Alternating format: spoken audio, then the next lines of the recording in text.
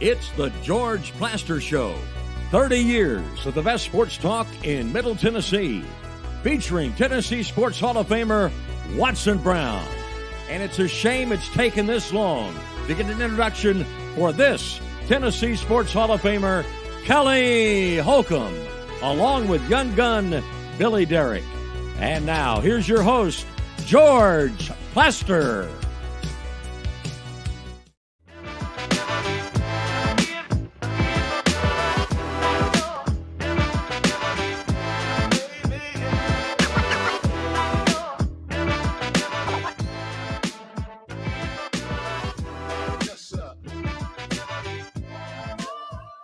Hello again, everybody. Welcome in. It's kind of a cloudy, overcast Friday. Looks like we're going to have quite a bit of rain tomorrow, but that doesn't stop us from having a very good show. And with March Madness sort of starting all of a sudden and a late final in the first game that we're going to tell you about, Billy has a March Madness scoreboard update. Yes, I do. Brought to you by Lori Burnett Leland. You can visit her website. That's mortgageladyusa.com. Again, that's mortgageladyusa.com. And the first game today, at least in St. Louis, the Enterprise Center up there at the MVC tournament, Indiana State knocks off Missouri State 75-59. It was a close game for a lot of it. But Indiana State pulled away late, and they get the win, so they will await the winner of Belmont and Northern Iowa, which will actually tip off, here in about 30 minutes up there in St. Louis. So that was the first one today. Just got a text from Ty, who's up there. He'll be reporting. Yes. He said there's a lot of Indiana State fans up there that have turned out in St. Louis. So yeah, I don't really know. How far is Terre Haute from St. Louis? I'm not sure. Don't know. But, great team. They're the number one seed. So, again, if Belmont wins against Northern Iowa, they're going to have to face Indiana State, which it's not going to be easy, but it's never easy in March. This is March. So that's the first final from St. Louis. You've also got one Big South tournament going on right now. Winthrop leading Longwood currently 21-13. And, again, Belmont will play Northern Iowa here in about 30 minutes in the MVC tournament. Also, North Carolina A&T trails William and Mary 35-30 in the CAA tournament, the Colonial Athletic Association. AT&T, of course, the right choice. Yeah, exactly. So both those teams combined this year for 16 wins. So we wish both the very best. Yes, in the offseason. Absolutely. Then on the women's side of things, in Greenville, the Lady Vols currently lead Alabama 29-22 with 4:23 to play in the second quarter in that one. Again, they play quarters on the women's side, so they're almost at the half. Lady Vols lead Alabama 29-22. Also earlier today, the first final, number one overall team in the country. They're 30-0. They don't lose. They didn't lose today. They beat Texas A&M 79-68. So Don Staley's Gamecocks are moving on. And also later today, a couple more games, 5 o'clock, Auburn and LSU. LSU, 8th-ranked team in the country. And then Florida and Ole Miss tonight at 7:30. So that's what we got on the women's side of things, and that's your March Madness scoreboard update brought to you by Lori Burnett Leland. Visit her at mortgageladyusa.com. Okay. On the men's side of things, get to the slate tomorrow. Vanderbilt hosts Florida. And George, I brought this up to you. I wasn't going to bring this up, but there was a report last night that, at least from someone who covers Vanderbilt, that the plan is to retain Jerry Stackhouse next season. So, but again, nothing official yet, and again, we don't know. Nobody knows what's. No, we really about all we think we know is that there are three people in this that matter: John Ingram, Candace Lee, Daniel Diermeyer. Right. There's a lot of speculation that Candace wants to retain him. Who knows? Who knows? But I would assume no matter what, she's got to run that by Diermeyer and or John Ingram. And at some point, somebody's got to ask the question. Now, help me here. I may have the record wrong. 8-22 and like 3-14 in the league. Yep. I mean, that's not the kind of record that you normally would retain a coach.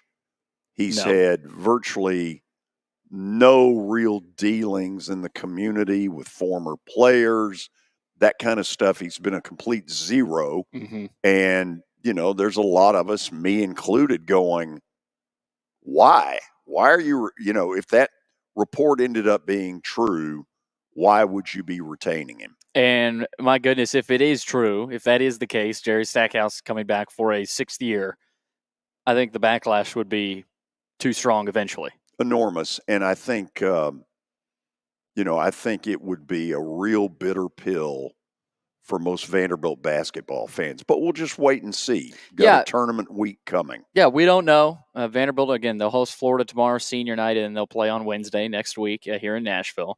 And also tomorrow, Arkansas is at Alabama, a team Vanderbilt might see on Wednesday night. That's early tip-off, 11 a.m.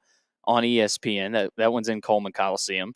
Ole Miss not making the tournament, but they get a chance to finish the season strong tomorrow against Texas A&M, 1 o'clock at home. That'll be on CBS.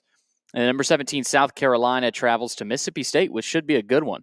That one's at the Hump. Mississippi State, really good one. I think probably needs this one to solidify their chances. I mean, they're in right now, and I think they'll be in even if they do lose.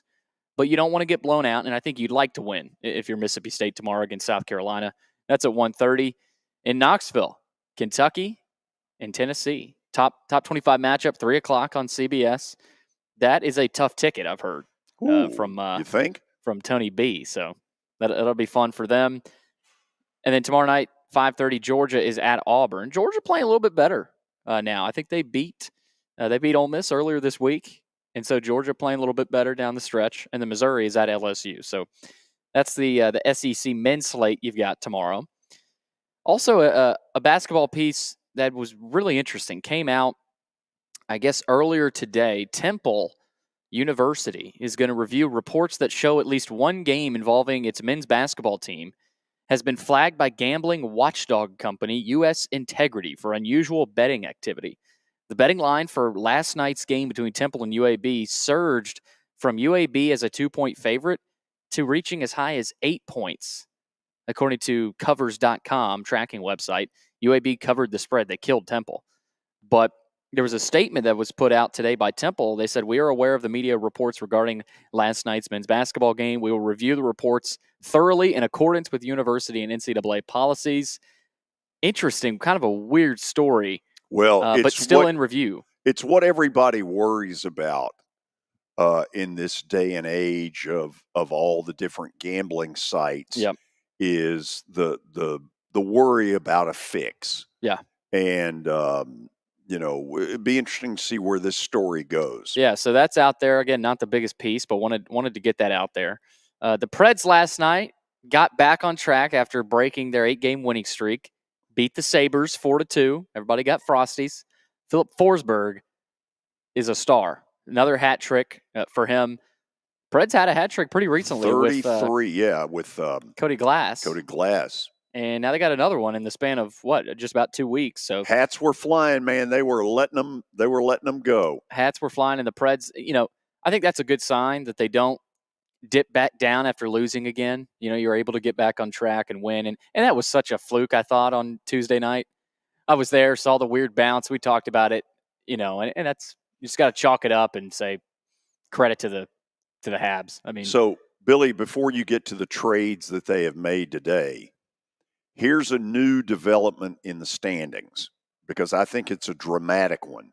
Mm-hmm. Right now, going into this road trip, they're going to go to Columbus tomorrow morning, to Minnesota Sunday afternoon, out to Winnipeg Wednesday, and then to Seattle next Saturday.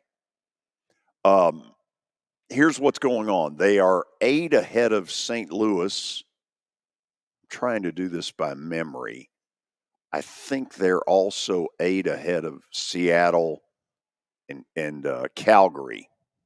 But the race for the 7th position, which is, in my mind, a much easier playoff position than the 8. And I'll explain why in a minute. we've thought all along it was the LA Kings that the Predators were going to battle. Yeah. I don't think so anymore. I think it's Vegas.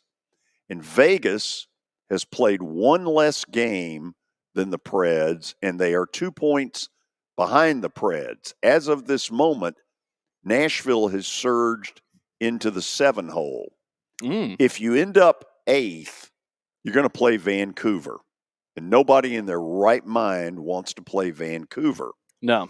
In the 7-hole, it's either Dallas, Winnipeg, or Colorado, most likely Winnipeg. Winnipeg. Yes. That's what the difference is. So you would prefer Winnipeg instead of Vancouver? Oh, God, by a mile. Yeah, it's not even close. Vancouver's, I mean, that's like Vancouver's really good. Yeah. Preds have played them this year, right? Oh, yeah. Yeah. But which is part of why I want no part of it.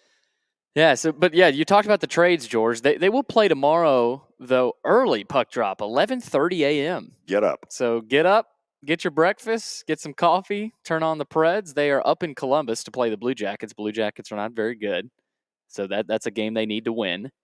And then but they've been playing quite a bit better lately. A little bit better. Yeah, so long road. What is it, a 5? Is it a 4-game road trip? I will say this, and nobody will agree with me. It's a 4-game road trip. I would take 4 points and never play it. Yeah. You get 4 points on this road trip, you're going to the playoffs. And an overtime loss is still a point, which, right. Some people I think forget, even if you do, just getting to overtime is a point no matter what. Sure. Right? It was big a couple of nights ago against Montreal. In this 10-game surge, out of a possible 20 points, the Preds got 19, which is why they're in this surge and why we're saying they got a really good shot to make it. Yeah, and you can't go on a losing surge now. You got to, at least maintain. You can't rock the boat. 4 points on the road trip. Yeah. Tell me about the trades. Well, go ahead. Real quick here. Call me stupid here, but if you win in overtime, is that still just 2? Or, okay, but not 3 because okay.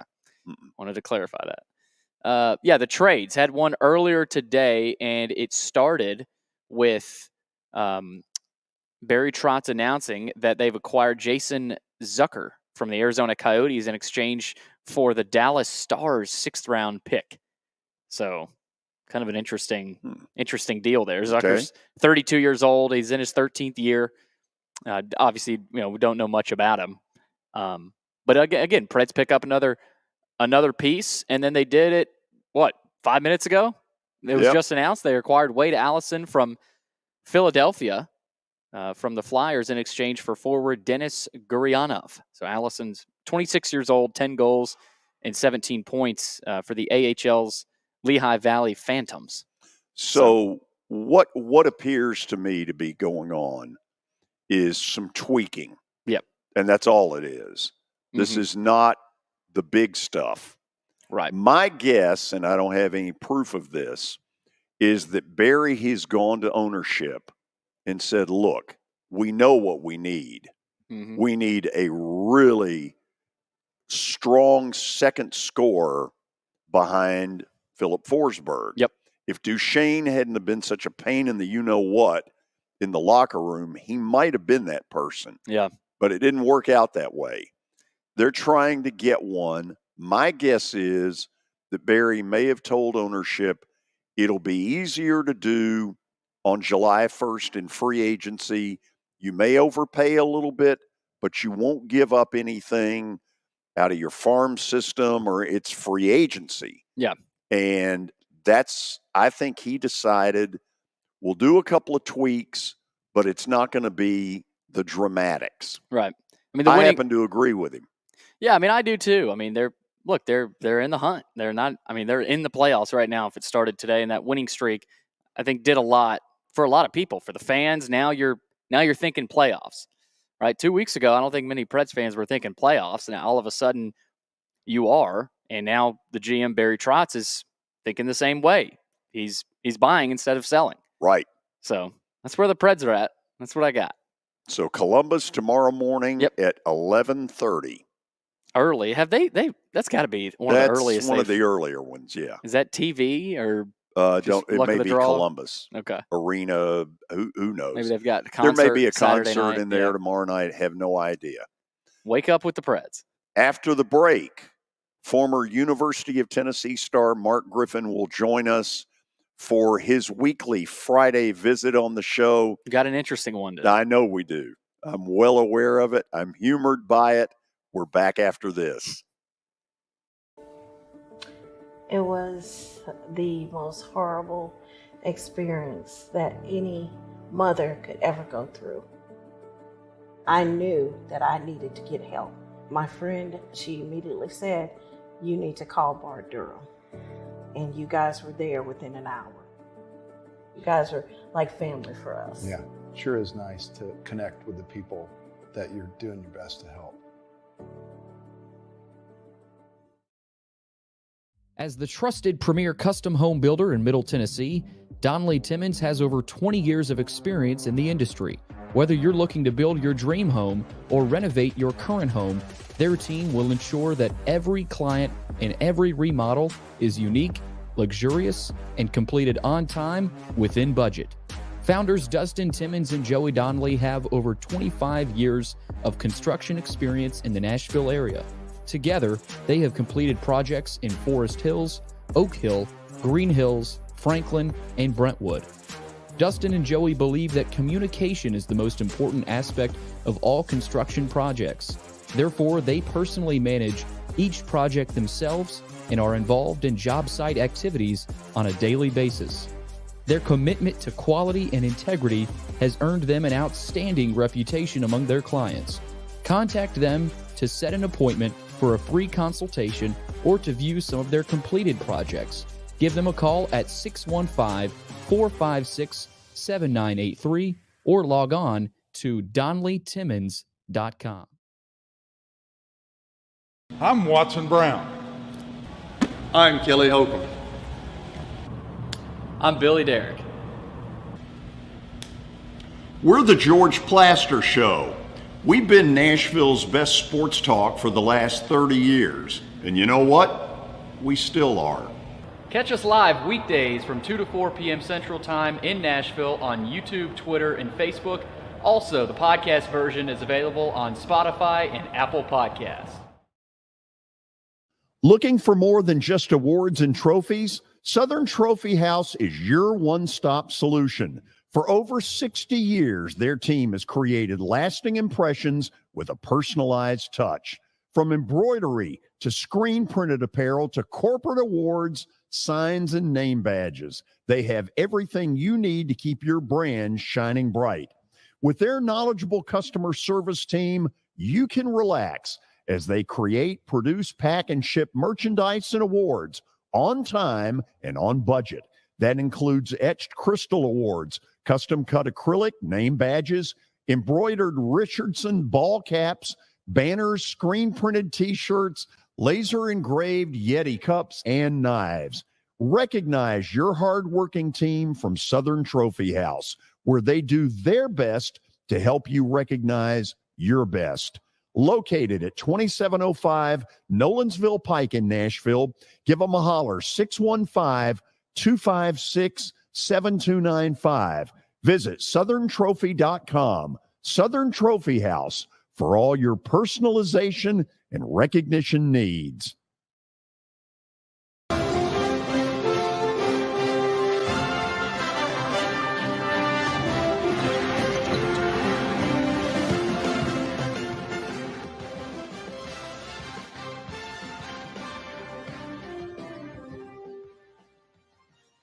It's a great time of the year. We're into March. And boy, the next 2-3 weeks, there are going to be a lot of really good hoops.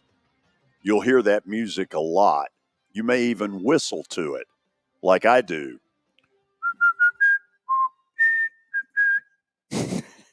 Not bad, was it? It's pretty good. Yeah. Let's bring Mark Griffin, former University of Tennessee basketball star, to our microphones. Are you a good whistler? No, not at all, George. I mean, I'm surprised you don't have that tune on your phone as when someone calls.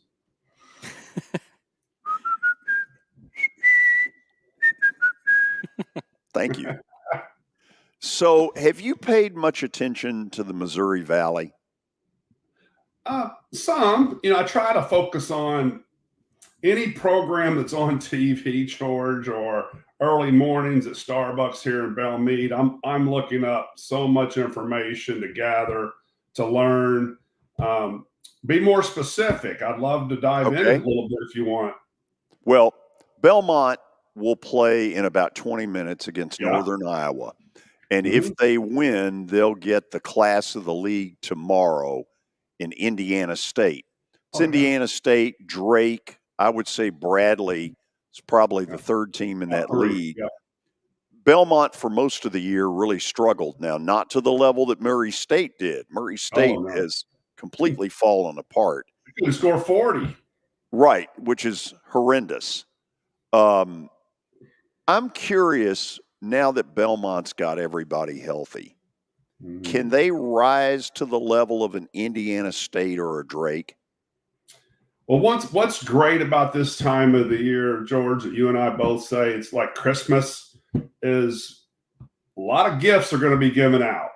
And who's to say that Belmont doesn't receive their gift under the tree, playing at the right time of the season as far as maximizing their play, having the right chemistry, led by several great athletes. One I think of in particular that was a Vanderbilt transfer, local product, Malik Dia. Has had a fantastic season, among others, not to discredit any of the other players at all, but that's one that I'm very familiar with because he played for EAB back several years ago, the travel program that I was involved with. Fine young man. It's just an exciting time for Missouri Valley Conference as well as other conference tournaments. George, I went up, to digress a second, I went up to Clarksville last night and watched Austin Peay and North Alabama. Fantastic game in the semifinals. And then they're going to end up playing, Austin Peay won that game, and they're going to be up against Stetson, who's getting a lot of attention. And on Sunday. So lots of fun, lots of excitement, regardless of who your school is. If you're a basketball fan, like we are, a lot of times I'm cheering for the underdog unless they're playing, the Vols, or if anybody's playing against Kentucky, I'm obviously cheering against them. But it's just a great time to be a fan, and these teams have hope in this so-called second season. Lots of excitement. Okay, let's go to your school here. If they reel off beating Auburn, beating at Alabama, beating at South Carolina, and beating Kentucky, in my mind, it's an open and shut case. They're a 1 seed, aren't they? I think there's no question. I mean, even Joe Lunardi the other day moved them to a 1 seed, George, out in the West region, in Los Angeles. And of course, that all, not to confuse people, but just because they're out in the West, hopefully their first 2 games or several games will be based in Charlotte, try to get them close to home. So I think it's a lock. And my expectations, they've exceeded. I was hoping they would win 3 out of 4. They may still win 3 out of 4. This Kentucky team, George, I know we'll dive into, but this is probably one of the first times they've had a complete roster. And there's a lot to be said for that Kentucky team to have a full roster, because it gives Calipari and staff a lot of options based on who's playing well, who's not playing well, if they're looking for an offensive boost or hopefully defensive boost in many areas. But you got a lot of options, and you got fresh legs, and that's what's going to really come into play, I think, during next week's SEC tournament. Let's go back to Tennessee for a minute, because it seems to me, Mark, that the goals have totally changed. The goal now, and Rick Barnes said it, was to be playing on that Monday night in April for all the marbles. But the problem is that they have some baggage going into the tournament, much as Purdue does. Purdue's a team that for the last couple of years we have all ballyhooed, and their guards go 1 for 27, and they bow out quickly. With Tennessee, it's this narrative of regular season Rick. Yeah. So does that worry you when they get to the NCAA tournament? I don't think it worries me this season, George, and I'll tell you why. You look at the makeup of the program and, excuse me, with the individual players that are on board, the roles that these guys are playing. Everybody's talking Dalton Connect.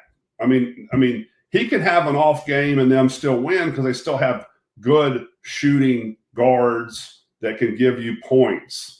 I just think the key for Tennessee that separates them from the past is what you have in Connect is you have a guy, if you need a bucket and you're down like they were against Auburn by 8 with 12 minutes to go, and they put it in his hands and he scored 25 and 12, then that's UT's not had that, and I don't know how long, George. So I think he's a huge factor, but I still go back to veteran players, big fan of Triple J, Jordan Josiah James, with his leadership. Vescovi may not be scoring a lot of points this season. His roles changed, but if you really watch Vescovi, he's turned into a fine defensive player. And he was, he was the best defensive player when he first got on campus. And just the camaraderie, watching the substitution of how when Gainey comes in, with about 17 minutes to go, he's putting up shots. Hopefully they go in. If they don't, put Meshack in. Strong defender. You've seen where Barnes has had a lot of different lineups going big with Awaka and Adu at the same time and pulling Josiah and giving him a break. So there's a lot of great options that I think that this Tennessee team has that they haven't had. Now, the players, obviously, they're aware of the past. Coach Barnes is definitely aware of it, and staff. Fans are made aware of it. But I think with this team's makeup, you really try not to focus on what happened last year as players. You don't care. You're really trying to be forward-focused on the next game. Okay, Mark, let's say, I think it's fair to say that they're likely to win an opening round matchup against who knows. And for the most part, who cares? Yeah. If it's a 16. But when you get to the field of 32 and beyond, give me either a team or a style that worries you that they might run into.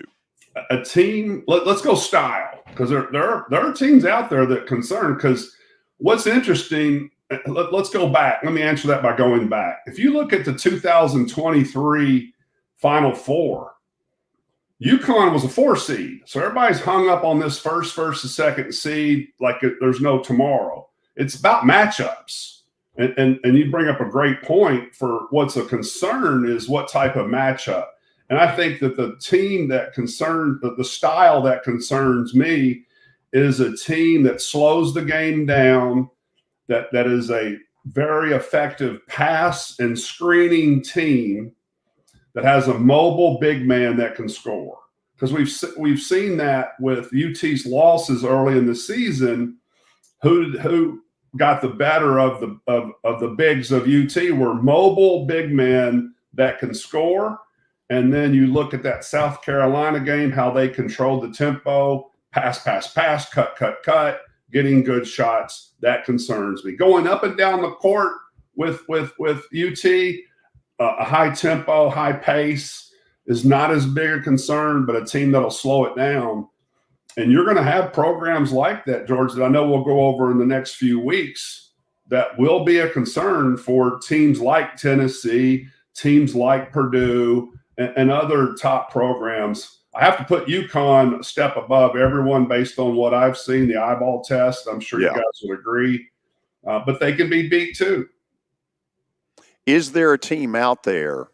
I mean, it's easy to say, well, gee, Purdue or UConn, but is there a team out there that you have sort of honed in on that you're like, I'd just as soon not play them? Houston. And I'll tell you why. Kelvin Sampson has the best defensive team in the country. And we've talked about this earlier shows. I think the category or what you have to be successful in NCAA tournament, you have to have a great defensive team.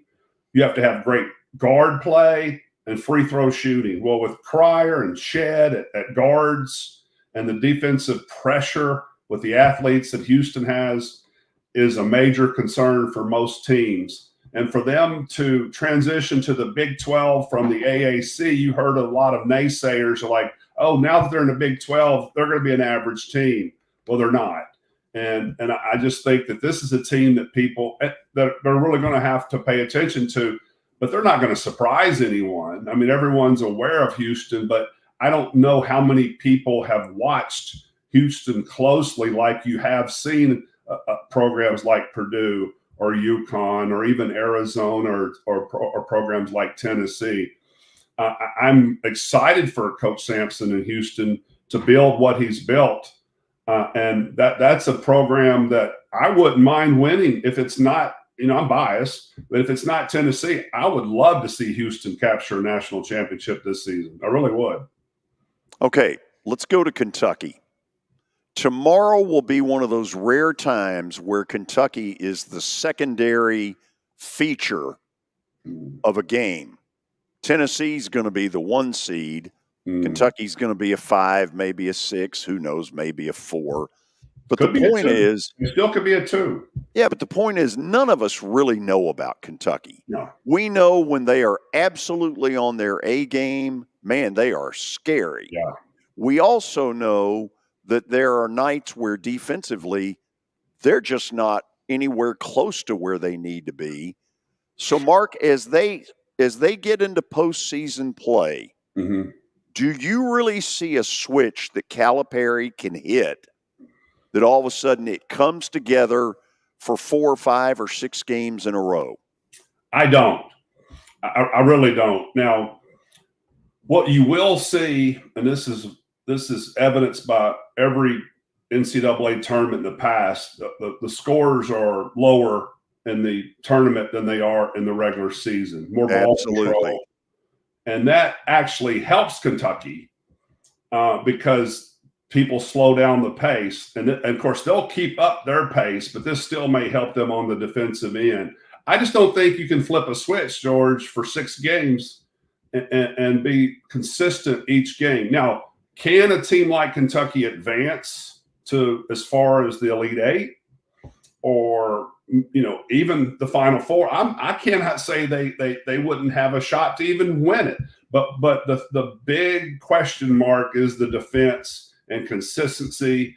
And still, if you don't have buy-in now, I just don't see it. Even as a former player, if we don't have the buy-in and execution over a consistent period of time, then you're more hopeful that you're going to play well on the defensive end and hopeful that your opponents are going to miss versus really confident and making a difference out there, working as a group of 1 with 5 individuals. And I just haven't seen that.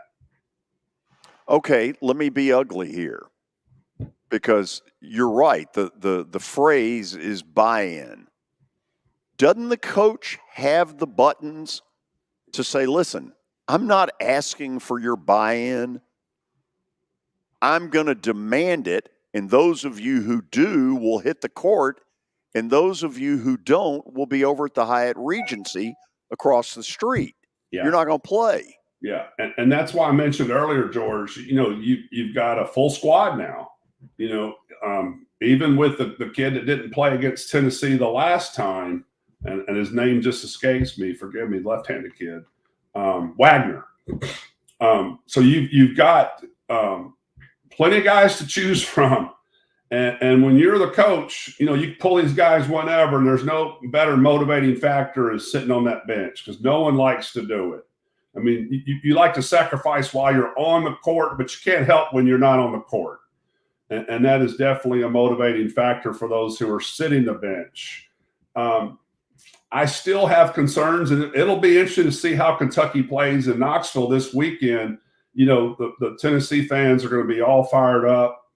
I'm really going to be watching closely to see if Kentucky can stop dribble penetration to the middle, how they're going to play connect, but more importantly, how are they going to stop Zakai Ziegler when he's playing 30-plus minutes a game and really trying to limit his ability to make things happen. I think if Kentucky can have success with him, then you have a spillover effect with the other players, and then you just try to neutralize connect the best you can. He's going to get his points. That's fine. But you have the philosophy like, if he's going to get his, we're going to target someone else that's going to have to beat us. And that may be a Gainey, that may be a Meshack, it may be a Vescovy, but you're going to give guys open shots. You just can't do it all in the defensive end. Mark, the first meeting in January at Rupp, Tennessee kicked Kentucky around the way Kentucky seldom is kicked around at Rupp. They out-physicaled, they out everything that mattered. And in the end, all of us who thought we had questions about Tennessee were forced to say, whoa, wait a minute. This is a step past. You and I both picked Kentucky on the particular Friday to win the game. So Calipari has run them through that tape. Yes. And he sort of said, this isn't the way it happens at Kentucky. So what changes do you think they make? I go right back to what they do on the ball. I think they put maybe more full court pressure on Ziegler, make him turn, work his way through to, across half court, let him exert some energy. Not that you can make him tired, but you can wear him down. Even playing a little over 30 minutes a game, I'm sure he's tired. And the more pressure you put on someone, you do get fatigued. And as an offensive player, you hate that. You hate when someone is in your grill all on you, putting pressure on you. And it gives you an added sense of urgency to have separation so you can execute, what you're called to do on the court. So I think first and foremost is I wouldn't be surprised that you see Kentucky, believe it or not, really hit the boards harder than they have in the past to try to dominate from the rebound perspective. Not that they're bad defensive or rebound wise, but they're not excellent, and they have a lot of big guys. I think that you see more of a rotation with your bigs and really just try to out physical Adu and try to get him in foul trouble. I think that's something that Calipari will definitely target because Adu's been very effective, someone that we've probably not talked as much about, who we take for granted, but has played a major part because he does such a good job with his left hand and he's right-handed. He's a sure shot from 15 feet in, a solid free throw shooter, can block shots. And then if you get a Waka in, even though he's so strong and he can rebound, he's a little bit more limited offensively. And then where do you go for your third big? Kentucky has three solid bigs. So I think we're not even talking about all their high school McDonald's All-Americans that Kentucky has. We're talking about their bigs, but they've just got so many weapons. But I think going back to your question, to limit Tennessee, limit Ziegler with his penetration, and try to really control the inside part of the game. Mark, I know you probably agree with me here, but Tobe Awaka feels like a really important piece for this team, especially in March. Maybe not tomorrow and maybe not in Nashville, but when you mentioned Jonas Adu, if he does get in foul trouble, he hasn't been, awful in foul trouble, but when Awaka is in, it's almost like you'll get really good Awaka sometimes, or you'll get two fouls quick in a minute Awaka sometimes. And when you get really good Awaka, I feel like Tennessee is even better because with Adu on the bench and you got Awaka playing his butt off, I think that's huge. So how important is Awaka into just what Tennessee wants to do, especially down low? It's a great point. I actually call him a Waka because he is foul prone. And if how important he is, Billy, if he can come in the first, let's say his first 3 minutes, and I'll limit it to 3, or we can even go 4 between TV timeouts. If he can be 4 minutes on the court and not foul, he's even a bigger contributor. The problem is you'll see first 2 or 3 possessions, he gets a foul. And I want to watch that. I challenge everyone that watches the game closely tomorrow to see how he reacts when he first comes in the game. Does he draw a foul, or is he aggressive but not able to foul? Because if he can get his 15 to 17 minutes, it's just going to help in the rotation, have fresh legs for Adu, and just help the team as a whole. But they have to have him. You're right. If it's not tomorrow, they're going to need him in the tournament. It's not, and he's really grown confidence-wise, shoots a really good free throw, and he's just an important part of their success. If he's really good, it could be a walker through the park. Yes, thank you. Okay, we'll go to the break. Mark is dying to shove this stat at me that he's got. Did you hear this? Oh, I know you. I know you. Y'all will really enjoy this. This will be a fun segment. I hope you'll stay with us. Hit After Hit has become the baseball store in Tennessee. They have over 1,000 different models of gloves and over 1,500 wood bats. They also have several Iron Mike pitching machines as well as a Hit Trax machine. If they don't have it, you probably don't need it.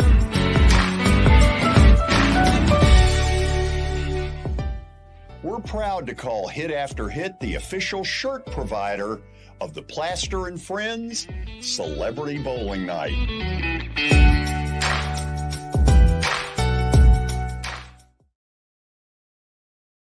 Forget the fact that Sir Speedy Music City is owned by my BGA classmate James Warren. Their work stands on its own merit.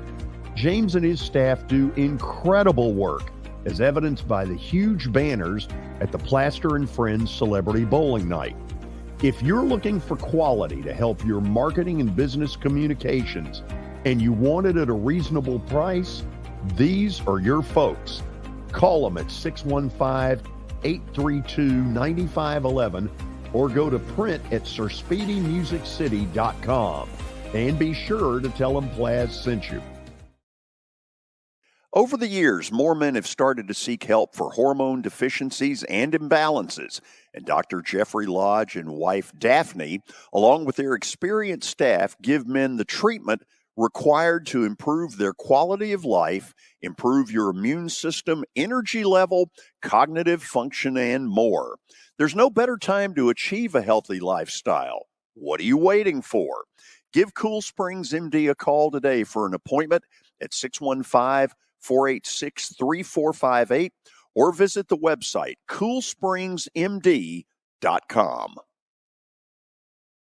For over 35 years, Wilson Bank & Trust has been committed to providing customized banking solutions to help individuals, families, and businesses in Tennessee achieve their goals. As your full-service community bank, we are proud to offer loans with competitive rates, local decision-making, and fast, friendly service from our experienced lenders. No matter where you are on your financial journey, Wilson Bank & Trust is ready to help you take the next step. Visit your nearest Wilson Bank & Trust office or online at wilsonbank.com to get started today. Member FDIC, Equal Housing Lender.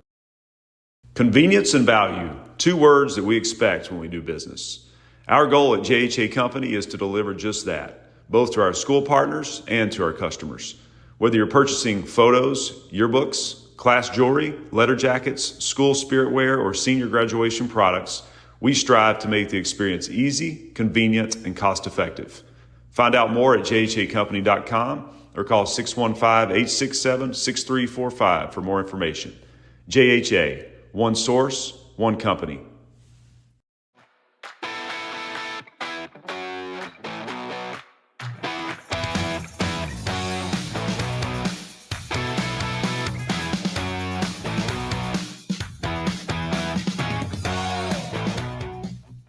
Okay, very quickly, Northern Iowa, an early 9-8 lead over Belmont. They're 5 minutes into the game. at the whatever they call the place in St. Louis, which is where the St. Louis Blues play. They still call that Arch Madness? Yes. Yes. Finals Sunday, 1 o'clock, CBS. It's your ringtone. I bet it is. No, it isn't. Okay, so I know that you are dying, you and Billy, to shove this one down my throat. Let's go ahead and put it out there and talk through it a little. All right, we got to start with this, Mark. And this is not. I didn't take into account last night's results, so this might spare you maybe a point percentage here, George. But this is what Griff's got. That's beautiful. Let me jump on this one. What's funny, I'll tell you, I thought about this, George. I had you on TV the other day and showing your record, and you weren't real happy. But then you're like, "Hey, I'm making a comeback," and then I'm like, "Well, my gosh, who have we been talking about here lately that has a similar record?" And I'm like, "Oh, Jerry Stackhouse, your boy." So I wonder, George, let me ask one question: do you have a buyout, and what is it? Oh, God, I wish I had a buyout, and I wish it was his. I guess we'll keep you then for next year. I mean, it is your show, but maybe the talk around the studio is you'll come back even with this 45% win percentage. We don't know who's making the decision. We got to figure out who's making this decision. I am. So here's what I'll go with, okay? What I am not going to do is sit here and tell you that from day one, I've been trending upward. Okay. When Jerry Stackhouse put that out there a couple of weeks ago, I wanted to vomit. Oh, gosh. It is so stupid. And obviously, for him to think anybody could buy that was really dumb. Okay. So I'm going to give the speech that he needs to give, which is, there's no question. I've taken a slide in this third year that we've done this plaster bet of the day. It's not acceptable, and I intend to improve it. Now, think about this. What he needed to do starting several weeks ago is say, look, I'm the head coach. Ultimately, the responsibility is on me. Just like I got to say, I'm the one that puts the bets out there. They suck, and we got to do better. And, I just am amazed that this guy will basically put this load of crap out there and think we're stupid enough to buy it. Yeah. It's called accountability, George. Sure it is. There's none. None. Okay. So you all enjoyed doing that. Yeah, Justin on YouTube said George hasn't lost a Presbyterian though. So that's a good point. That is accurate. Yeah, my record's got to get better. And you know what, Mark? It's going to. Yeah, and you have a plan. Because if it doesn't, we'll end plaster bet of the day. No.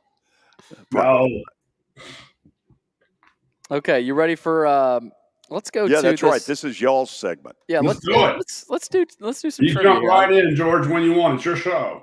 Yeah. Let's go to trivia. Okay. This is a good one, Mark. There are currently 14 teams in the country who are undefeated at home this season. Tennessee defeated one of those 14 teams in Knoxville. Which team?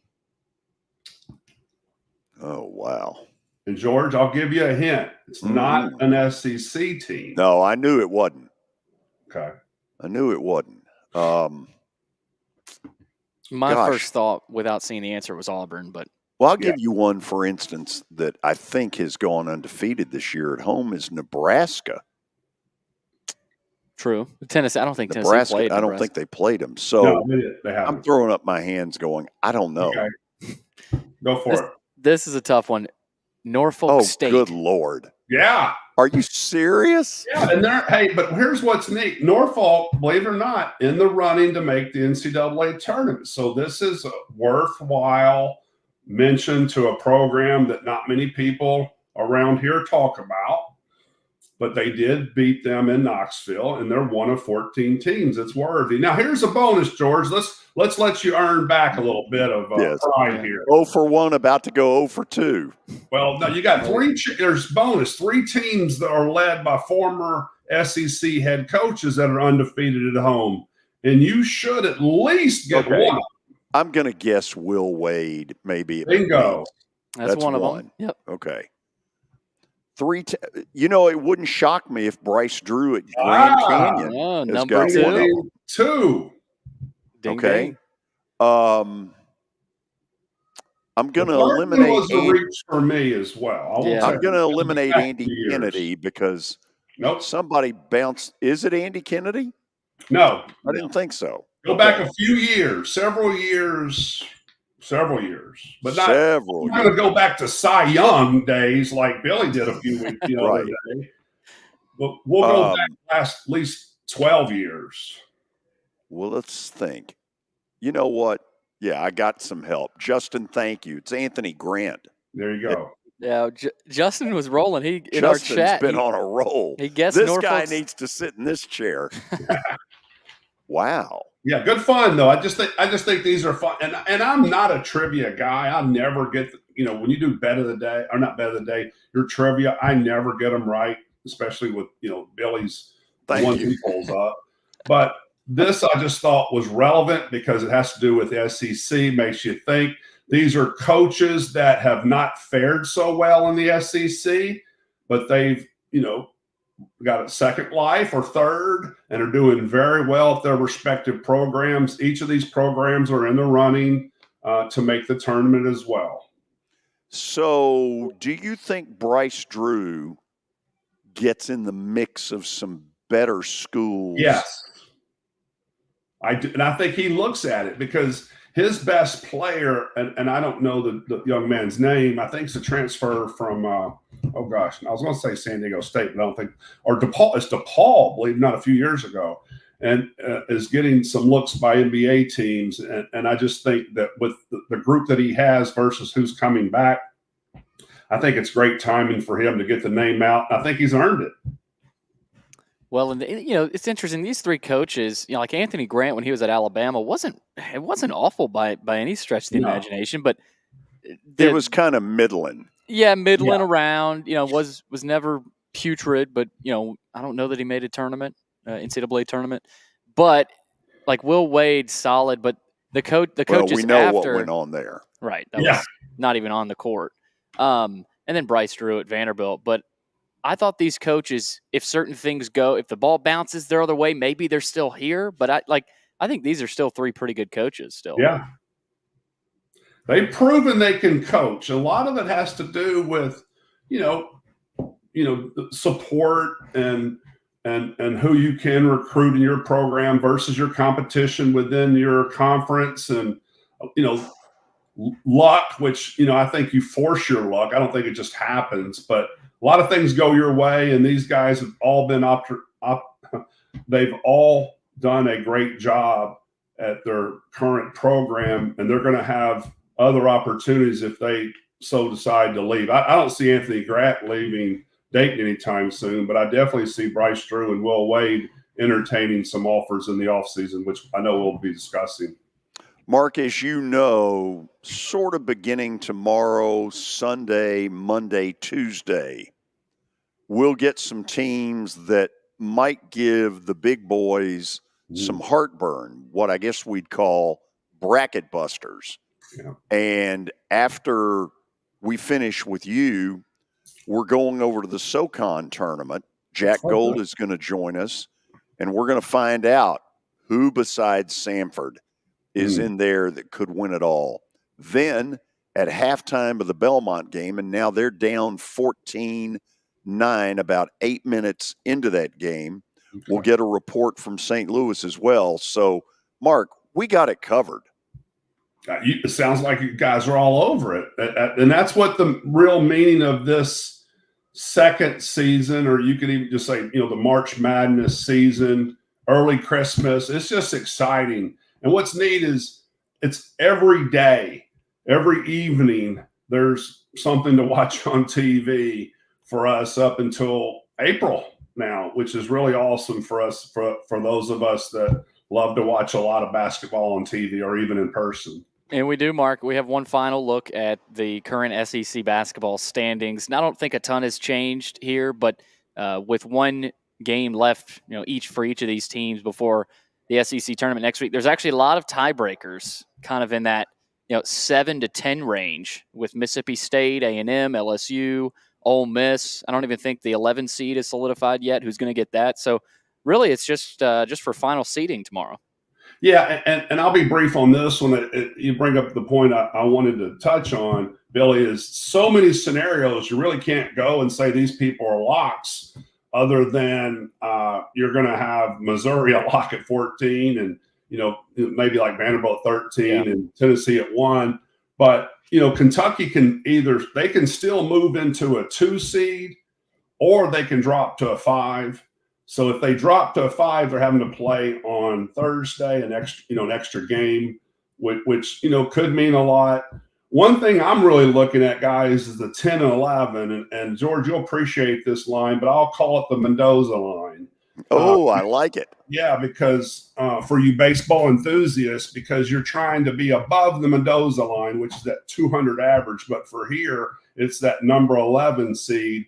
And I don't know if it shakes down this way if Ole Miss can drop to an 11 and Georgia to a 10 based on tomorrow. But if they did, I would pose this question: has there ever been a 20-win team playing on the first night? I can't say that there's ever been in the SEC for as long as they've had 14 teams. So that's another new chapter, I guess you could say, that could be written depending on what happens tomorrow. I think you're right. Mark, I got to run. Thank you. Thank y'all. Thanks, Mark. Okay, the news out of St. Louis real quickly. Belmont has gone on a 7-0 run, and they now lead Northern Iowa 16-14. After the break, we'll have Stat of the Day. Billy will have a March Madness scoreboard update. And then we are headed east to SoCon country. Jack Gold will join us with a preview of what the big boys are likely to do in that tournament. Stick around. Venture Express has been helping people in this area for more than 40 years. They're headquartered in Murfreesboro with over 30 years of dedicated fleets involving production, manufacturing, and corrugated experiences. They're an asset-based company with over 700 tractors, 4,000 trailers, and 800 drivers. If you need their help, dial them up 615-793-9500 or log on to ventureexpress.com. Star Physical Therapy was established in 1997 with one great mission: to serve. If you're hurting, don't wait to receive physical therapy. You don't need a referral to see their physical therapist, and early morning and evening appointments are available. Make the call to 615-673-1420 and get rid of that pain. Star Physical Therapy, the official health provider of Football Friday. You were in a crash. Yeah. Your kids were in the car with you. We're very lucky to even be telling this story to you. Nikki treated us like family, and she was very caring and loving, and I'm just so grateful for that. She was somebody I could trust, and being a veteran, that's so important to me. My kids are going to have a better life now because I don't have to worry about those expenses that we were out. Your family has really created a legacy of trust, and I would recommend you to anyone. Starting to save for your future doesn't have to be difficult. Let Wilson Bank and Trust help tone up your financial goals this year. Our certificates of deposits or CDs can help your money work harder with our competitive rates, earning you more than ever before. WBT checking options allow you to earn rewards you can really use, like a high interest rate or cash back on check card purchases when you meet some e-banking qualifications. Visit your closest Wilson Bank and Trust office or online at wilsonbank.com to get started today. Member FDIC.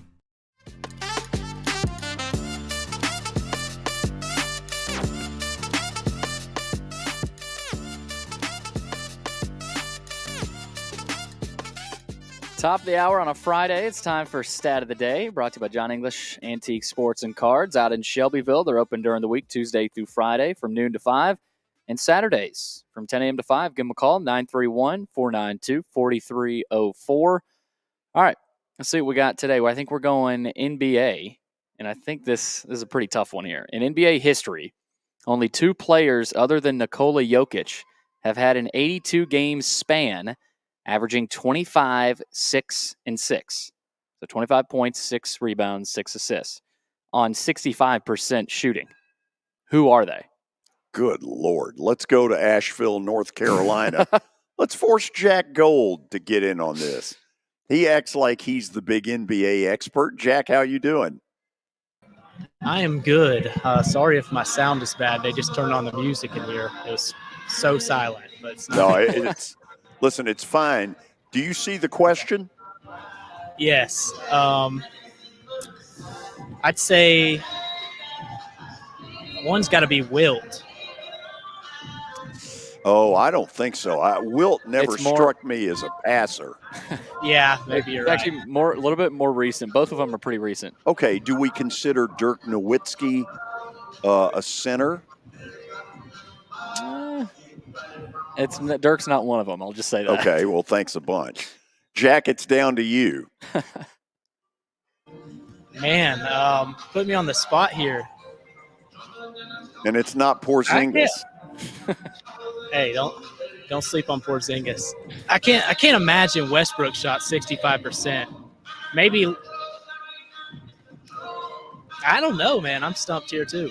Let's put it up there. Okay, I mean it's 2 of the better players ever. And I made James. the mistake of going only centers in my thought process. I was on the same wavelength there. I didn't think there was any way LeBron averaged or shot 65%. Okay. I would have thought the same. Hang with us for just a second, Jack. We'll return to you in Asheville, North Carolina. Let's get a March Madness scoreboard update real quickly, and then we'll talk a little SoCon. This scoreboard update brought to you by Lori Burnett Leland. You can visit her online at mortgageladyusa.com. That's mortgageladyusa.com. First final of the day up in St. Louis. Indiana State beats Missouri State 75-59 in the MVC tournament. In the CAA tournament, William & Mary earlier today beat North Carolina A&T 79-62. Also a good tournament. High Point, the 1 seed in the Big South, they beat Radford earlier today, 77-63. So they are moving on as well. Speaking of the Big South, there's one going on right now. Longwood leads Winthrop 53-47, 9.5 to play in that one. That's a good league, Big South is. So we'll see who High Point ends up facing there later in the bracket. Right now, Belmont leads Northern Iowa, so they've retaken the lead here, 21-18.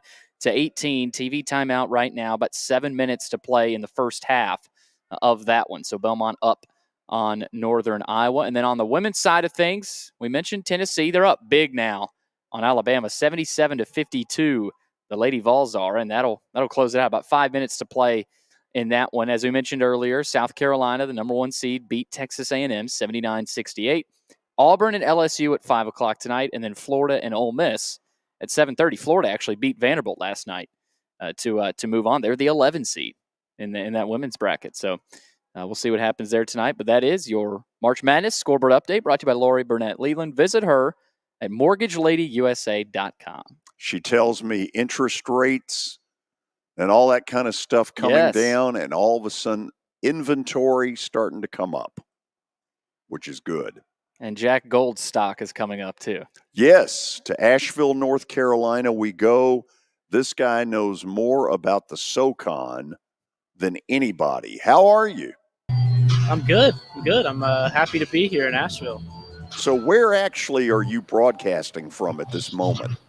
I am courtside. It was perfectly silent just a minute ago, and then players just walked out here about an hour before the first game of the tournament, and got the DJ beside me, so got a lot going on at once right now, but it's all right. Okay, let me start with Samford, because Samford is a school located in Birmingham that's got a lot of people's attention around here. Bucky McMillan, hired by my buddy Martin Newton, whose father was C.M. Newton, and he's got them at the top of this league. Jack, tell us what we need to know about this team and this guy in particular.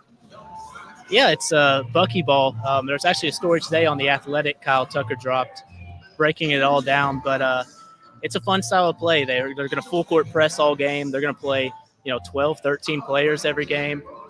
They're shooting threes, getting layups, kind of a little bit like Alabama with Nate Oates, except a whole nother level to a point. He basically wants everybody to play full speed all the time. And that's what they do. They play guys. Nobody plays more than 25 minutes. Literally 12 players play every night. And it's worked this year because they're super talented. They had a really great recruiting in the transfer portal this year. They got Rylan Jones, who played at Utah at one point, was a Pac-12 freshman team. Jermaine Marshall returned, Chor returned. Those guys are all conference level players. And then this is how good they are this year. They've got a 1,500-point scorer on the bench, played at Alabama A&M, Garrett Hicks, and he comes in and plays, like a reserve role. It's just a crazy amount of talent on a mid-major team, and that's why they've been so good. So Bucky McMillan was hired out of high school, and Martin certainly knows the Birmingham area as good as anybody, and he judged him ready to be on the college level. How close is he to getting on some schools' radars above Samford's level? Oh, I'd say if they win this tournament and go to the NCAA tournament, that'd be the first time since 2000 Samford has made the tournament. If they make it to the NCAA tournament, I have no doubt he's going to be top of a lot of people's list. He's done a great job. He's won 3 straight Coach of the Year, which in the SoCon, which I was kind of surprised of because the SoCon has tons of great coaches. I mean, 7 or 8 guys that you could legitimately see coaching at a high major level one day in their career. He's won it 3 straight times. I have no doubt that he's going to be considered for jobs if they win this tournament. But at the same time, the SoCon's so good this year, they may just lose, even in the first round, but definitely they could lose in the second round in the championship. It's a really competitive league this year. So they were good enough to have this 3-game margin over both North Carolina, Greensboro, and UT Chattanooga. Let's talk moccasins for a minute, because in the back of my memory bank is this run 25 years ago under Mac McCarthy to the Sweet 16, which was really cool. Ironically, the Sweet 16 was in Birmingham. They lost to Providence on a Friday night. I was there. Jack, can UTC win this tournament? Oh, they absolutely can. And I picked them in our SoCon tournament preview. I took them to the championship against Furman. I had them losing. But they absolutely could win it. Dan Earl, their coach, they shoot the most threes every single year. He started his career at VMI. At VMI, they were top 5 in threes every year. He comes to Chattanooga last year. They lead the nation in threes last year. They're top 5 again this year. They're led by Honor Huff and Trey Bonham. They're both like 5'10" guards. They're super quick, super dynamic. Both average like 18-ish points, and everyone on the roster can shoot. So, yes, they can win. Just like last year, they were the 7th seed, and they made it all the way to the championship because you can't stop the 3-ball. The 3-ball is the ultimate equalizer, and, they're going to live and die by that. They absolutely can win this tournament if they live by it. Yeah. Billy and I were talking about this earlier. You got some really good teams in this league, but it's been pigeonholed as a 1-bid league, and you got to win the tournament in the postseason to get to the big dance. Has the SoCon ever had 2? I don't believe so, and that's actually why our podcast, what I'm here for, is named 2-Bid SoCon, because we're vying for it to get 2 bids. It's as good as the league as there is at the mid-major level. Missouri Valley is probably a step above it, but I wouldn't put many leagues above the SoCon after that. They're in the top 12 pretty much every year. And, yeah, this year is probably not the year some of these best teams have lost, but year after year there's tons of teams. If you think back a couple years ago when Chattanooga won and ended up going to March Madness and playing Illinois, that Furman team was awesome too. They should have made the tournament. There's just every year there's a ton of really good teams, but they never get the respect they should. So it's quite interesting. Jack, I think I saw something from your podcast. I don't know if it was a tweet or something you guys said that, a lot of times the 1 seed will win. It's hard if you don't have that 1. And obviously it's hard when Samford is the 1 seed. But I'm excited for Furman and Western Carolina. Vanderbilt played Western Carolina earlier this year. I was there. That didn't go very well. Western Carolina won their Player of the Year in the SoCon. Vontarius Woolbright is a stud, probably be Power 5 if he has eligibility left, not sure. But, how much of a chance do those teams like a Furman, Western Carolina, you just talked about UTC, even down the line, Wofford, I mean, they're like how many teams can win it? So I would say Sanford, obviously, UNCG can win it, Chattanooga can win it, Furman can win it, Western Carolina can win it, and Wofford has an outside chance. I wouldn't say Wofford's got much of a chance, but they can really play offense. They just can't. I don't know that they'll be able to guard for 3 straight games. And you talk about that Furman Western Carolina game. That's going to be the game of the night tomorrow. It's in the primetime slot. Yeah, it's going to be really fun. Like you said, Vontarius Woolbright. He ran away with the Player of the Year this year. He's awesome. He leads the league in points, leads the league in rebounds, and he's second in assists. If that tells you anything, I think he's got 6 triple-doubles on the year. He's been unreal, and they were unreal in conference play. Obviously, they beat Vanderbilt. They beat Notre Dame, which are haven't had the best years, but the Power 5s they played, they beat. And they kind of lost a bunch of games here in conference play, 5 or so, but it was like by 5 points, 3 points, 5 points. They did get blown out by Sanford, but almost every loss was just, the ball not rolling their way late in the game. So they really have a chance, and so does Furman. Furman's led by J.P. Pegues, who is a Nashville native, went to Hillsborough High School. He had some big shots back in high school. He's the one who hit the shot against Virginia last year for Furman. He's been unreal, and he's the clutchest player in college basketball, and that's all levels. After that shot last year, he's been on a tear this year of clutch time. He is hitting every single 3 ever. It's unbelievable. He rarely misses, and that's why I picked Furman to win the SoCon, because they have a lot of star power. They have other guys like Marcus Foster, averages about 18 a game. He's a really good wing player, and Pegues and him are like a 1A, 1B. But late game, Pegues, he never misses. It's been incredible this year, and I'm probably jinxing him by saying this, but he's a legend of the SoCon at this point. All right, one more for me. Correct me if I'm wrong. It was Chattanooga last season with the buzzer beater, correct, to get into the tournament, or was that 2 years ago? 2 years ago. That was 2 years ago. Okay, 2 years ago. I saw you. I don't think you were there, but for people that were there, I know you probably had friends that were there. It looked like UTC had a lot of people there. Crazy game. What is it like in that arena? It's I think it's an older arena, but especially in the championship time and even semifinals, there's some pretty big crowds. What is it like from your experience? I don't know if you've been to any games there. Are you able to show us at all what the arena looks like? I'm on my laptop. I don't know if I can. I got a mic and everything. I don't know if I can move the courts and stuff around here. but you can tell. It's kind of a historic type place. Yeah, it's really, really and truly, it's the perfect size arena. And it gets loud in here. It really is exciting. I was here last year. I wish I'd have been here the year before. That was when I was still covering Chattanooga at the school, and I didn't want to do that whole drive and everything. It was gonna be out of pocket, and I didn't go.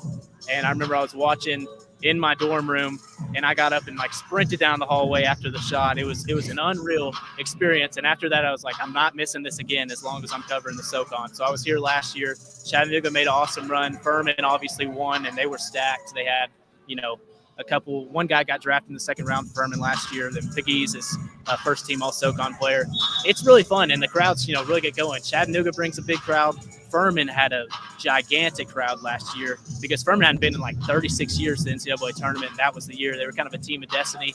I'm interested to see how Sanford travels this year because they haven't traveled well in years past, but this year kind of feels like a team of destiny for them. It's been 24 years at this point that they haven't been to the NCAA tournament. So, yeah, it's going to be a really fun environment come Sunday and Monday for the semis and championship games. Jack, do this for me. When Mercer plays in about 45 minutes, tell my buddy Greg Gary I said hello. And so let me put you on the spot. Who wins this tournament?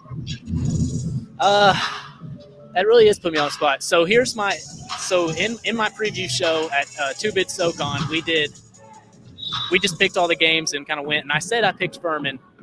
And here's my thoughts. If Furman beats Western Carolina tomorrow night, I'm picking Furman. But if Western Carolina wins that, I'm going to take Sanford. I think Furman matches up great with Sanford. Sanford's got a ton of star power. They're super deep, but Furman has a ton of wings and guards that really match up really well with them, that they can kind of neutralize them. Furman beat them one time at home, and they totally blew a game in the last minute or two against them on the road. So Furman should be 2-0 against them. So give me Furman, but if Furman loses in first round, which is completely possible because Western Carolina is awesome too, give me Stanford. Good stuff. Very good report. Appreciate it. Tell Greg I said hello, and Jack, thank you for doing this. I'll tell Greg, and I'll tell I'm looking at Billy's boy, Quentin Malora Brown. Vandy could use him this year. Oh yeah, I forgot about QMB. It's Citadel. Yeah. Hey, he was all defensive team this year. He has had a really good year. He has had a really good year. I'm happy for him. Good for him. Thank you. Thanks, Jack. Okay, that's Jack Gold reporting from the SoCon tournament in Asheville, North Carolina. I told you we got it all covered today. Comprehensive. After the break, depending on where the Belmont thing is, and by the way, it's exactly what the Vegas people thought it would be. Belmont opened as a 1.5-point favorite. They're down 2 right now, 28-26, nearing halftime. We'll go to the break. We'll have more of the show, including a visit to St. Louis right after this. It was the most horrible experience that any mother could ever go through. I knew that I needed to get help. My friend, she immediately said, "You need to call Bart Durham." And you guys were there within an hour. You guys are like family for us. Yeah, sure is nice to connect with the people that you're doing your best to help.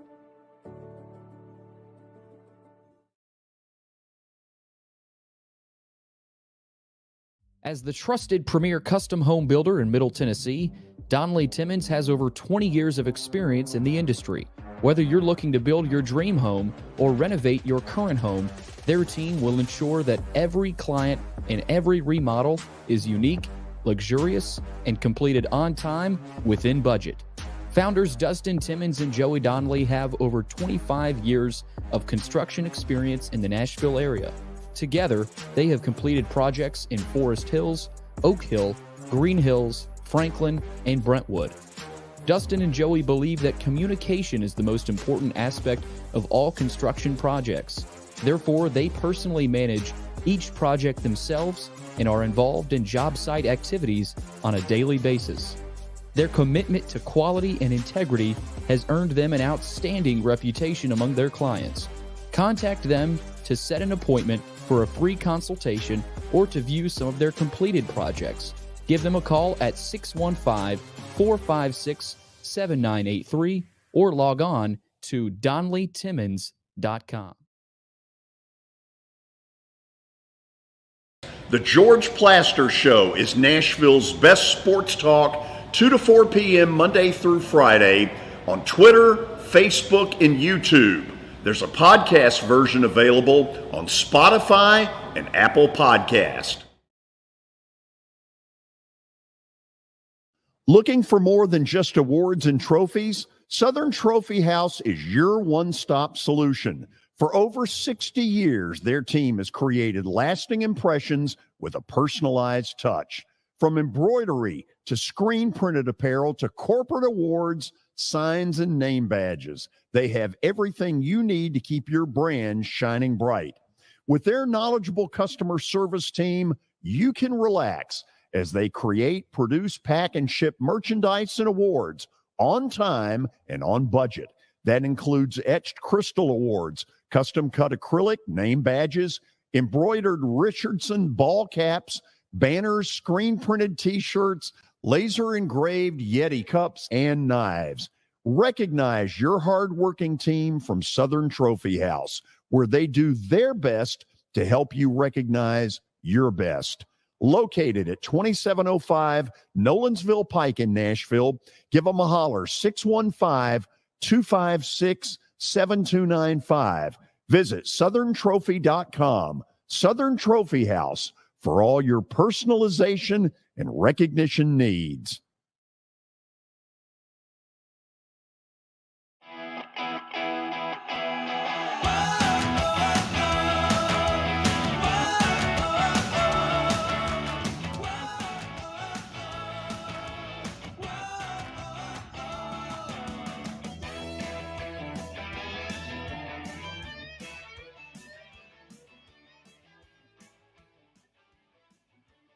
Okay, we're back.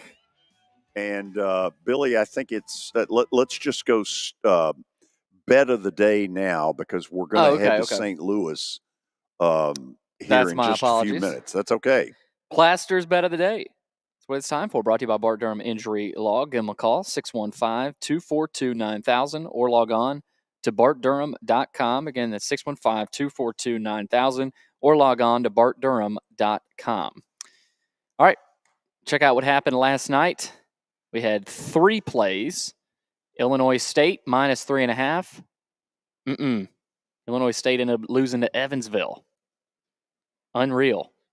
And then Oregon. Very disappointed in Oregon. Oregon lost to Colorado. In Eugene. I didn't think Colorado was capable of that. This keeps them alive. Yeah. I don't know what it does to Oregon. Okay. And then Moorhead beat up on SIU Edwardsville. So, yes. 51-63. Moorhead should win the OVC.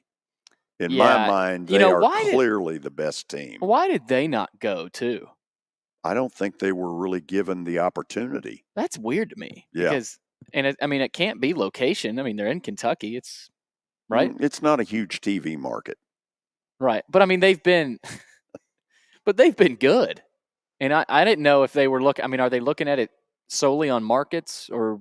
Who knows? Because I thought. Who knows? I thought they definitely could have been a team. The truth of it is, they've been good the last 3, maybe 4 years. Before that, not so much so. Yeah. Okay, so a lot of the lines for tomorrow are not out there. Yeah. So we're going to sort of rumble through. There's a 5-star. Let's get right to it. 5-star? Yes. The one that we load the wagon with. And what did I tell you a minute ago? I know what you're calling. Mm-hmm. You are calling Creighton minus 1.5 at Villanova. Oh, absolutely. First of all, Creighton's legit. Creighton is a real matchup problem for people. Yeah. They are one of the best of the big boys 3-point shooting teams. Villanova, to me, much ado about nothing. Overrated, got a good name, but Jay Wright is not walking through that door. So we're going with Creighton. Not Nova. Now, where you go next? These other ones that you threw at me are very difficult. Tennessee minus 8.5. And I don't think I can go Tennessee.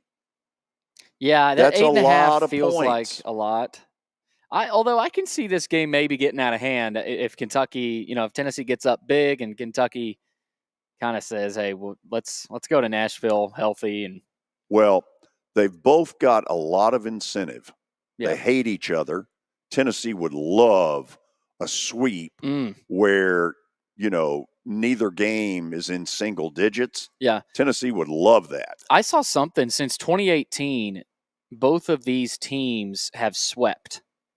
So, if you beat them first, you're going to win that second time. So I thought that was interesting. Look, I think Tennessee's going to win. Yeah. I don't think they're going to win by 8.5. No. Now, this is not the certainty that Creighton is. Creighton is a codlock cinch. Put all your chips on Creighton. Load it up on Creighton. Load it up on Creighton. Houston is 9 at home against Kansas. When was the last time Kansas was a 9-point dog to anybody? I don't know. Man. That's another line similar to Tennessee, Kentucky. I'm not confident in taking the home team there. Well, I am. Okay. I'm taking the big H, Houston. Kelvin Sampson. How about that? This is an interesting one here. FAU minus 6.5 at home against Memphis. Yeah, and Memphis is playing better in the last couple of weeks. We're going to go Memphis in that game. Okay. I don't know that they can win down there, but let's be honest. Right now, Memphis has got their backs to the wall. They really do. They do.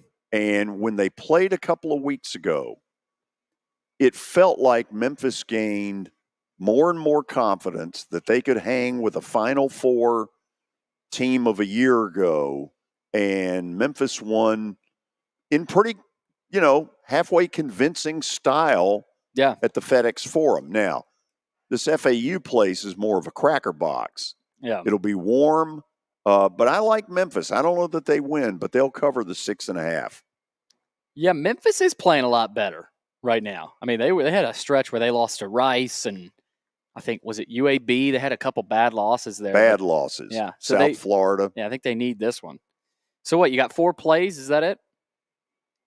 We've got Creighton. -1.5. Kentucky.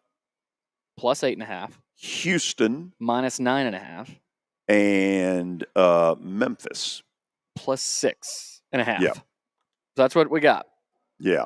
Ty said he is headed to a quiet room right now. So the rubber room. Yeah. It's 37-32 Northern Iowa at halftime. And to be honest, I've been impressed with them. Yeah. I've got a TV over here. Ben Jacobson, I think, is a very good basketball coach. He's their guy at Northern Iowa. He's been there a while, hasn't he? He has been. Yeah. And I don't know that much about him, but when I watch them, they're impressive. A little bit like the top teams in that league: Drake, Bradley, Indiana State. They're fundamental. They've got at least 3 guys on the floor that can shoot. A lot of times, all 5 guys can shoot the 3. So right. they shoot the lights out. Watching Indiana State earlier today, I mean, every 3 they shot went in.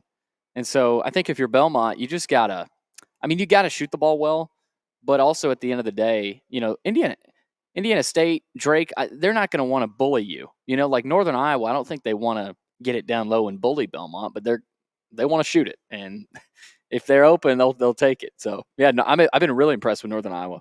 So we're in a little bit of a stall. We'll close the show with a report from St. Louis.